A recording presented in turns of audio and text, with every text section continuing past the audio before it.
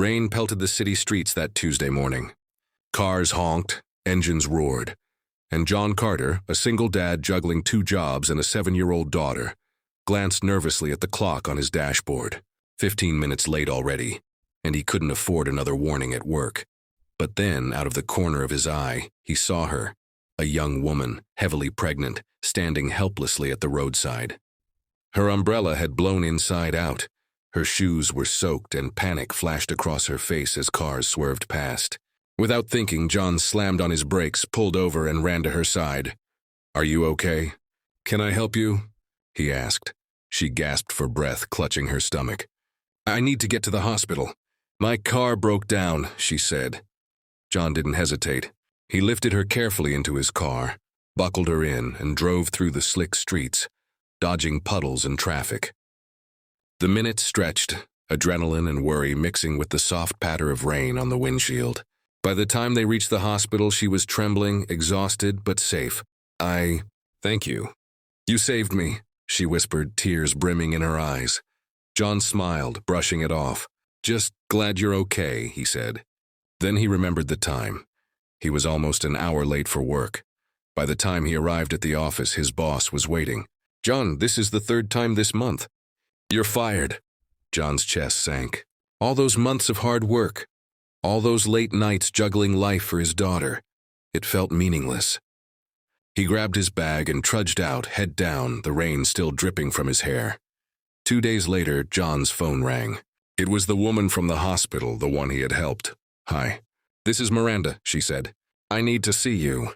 It's urgent." Confused, John followed her to a sleek office building downtown.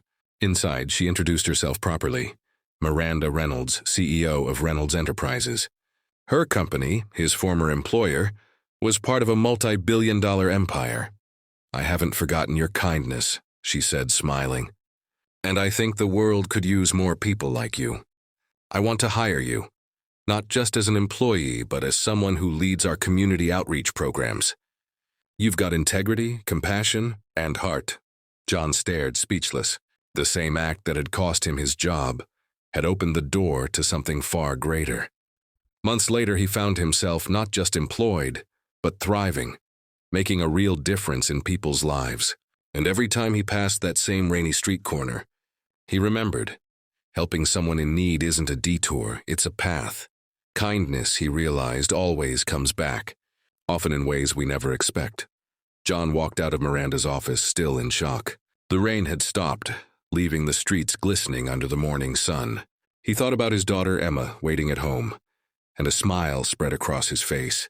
For the first time in months, he felt hope, but when he got home, Emma ran to him with wide eyes. "Daddy, did you get your job back?" John knelt and hugged her tightly. "Even better, Pumpkin. We're going to do something amazing together." Over the next few weeks, John settled into his new role at Reynolds Enterprises. He visited shelters, organized food drives, and mentored young fathers struggling to make ends meet. He never once saw it as a job. He saw it as a chance to give back the same way he had given back that rainy morning. But one evening, as he sat at his desk late, he received a message from Miranda. "Couldn't have done this without you. Meet me tomorrow. Something special." The next day, she led him to a community center the company had just renovated. A plaque on the wall read, "The Carter Center for Families in Need."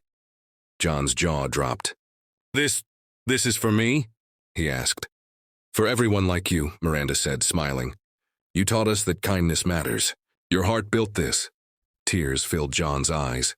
He realized that sometimes the smallest decisions, stopping to help a stranger, taking a moment to show compassion, could ripple outward in ways we could never imagine.